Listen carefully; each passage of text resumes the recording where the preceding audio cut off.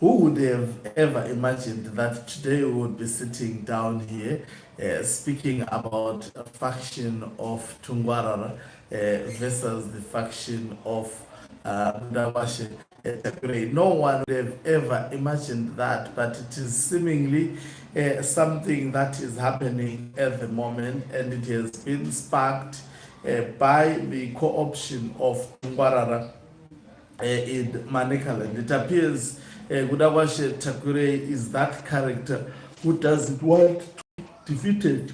Now we know that he poured about 500,000 United States dollars to back his preferred candidate to compete against Tungwarara, and Tungwarara appears to have actually offered a better price than the price that was offered by Gudawashe Tagwirei.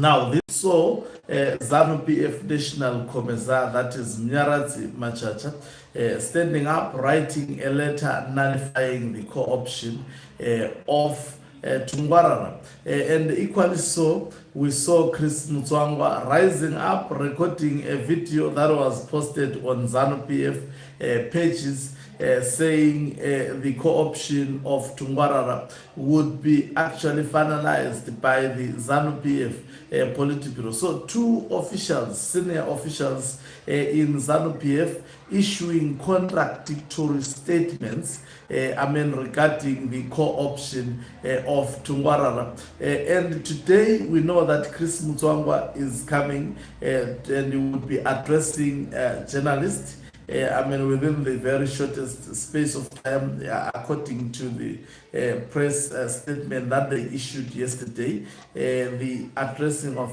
journalists should commence at around 11 a.m. But you know, ZANU PF, the 11 a.m. can be actually, 11 a.m. can be 1 p.m. So we'll wait to see whether that press briefing takes on. But at the key highlight of this press briefing is who exactly is behind Chris Mutsvangwa issuing this presser. Greetings and welcome to your lovely channel, the Hloniphani Global News. If you're watching us for the very first time, please do remember to press the red or black subscribe button so that next time when we beam live, you become the very first one to watch us. So the biggest question, we know Chris Mutsvangwa is coming through. Who is behind Chris Mutsvangwa? Taking into consideration that I have said that Themba Mliswa has come out citing that senior government officials have been bribed by Tungwarara, and he says the press briefing that would be conducted by Chris Mutsvangwa would actually be done to back up Tungwarara, and Themba Mliswa appears to be, and he has warned Tungwarara to actually stay out of politics. He said politics can excite, but sometimes it can lead to your death, and to me that was a death threat coming from Themba Mliswa. But you know, we have anyway, it is them that are actually fighting, but you know, such utterances used in the political spaces, they are actually dangerous. But well, this is the language of ZANU PF. This is the very same language that is spoken by individuals like Tungwarara and Gudawashe Tagwirei. So if they are speaking this against each other, they are actually giving each other the test of their own medicine, and we will see how it all ends. It may not end very, very well.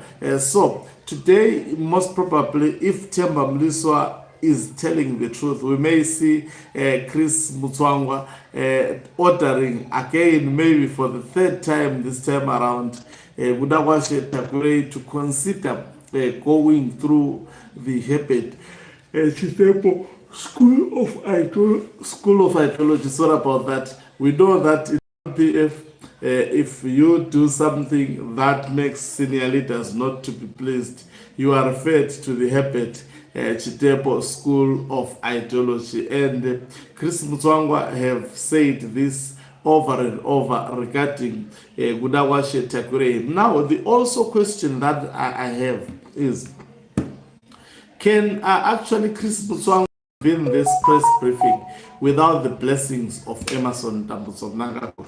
We understand. You remember when when I always say it is the bedroom of Mnangagwa that actually decides how Zimbabwe is governed. It is said that the wife of Mnangagwa in this regard prefers Tungwarara over Gudawashe Tagwirei.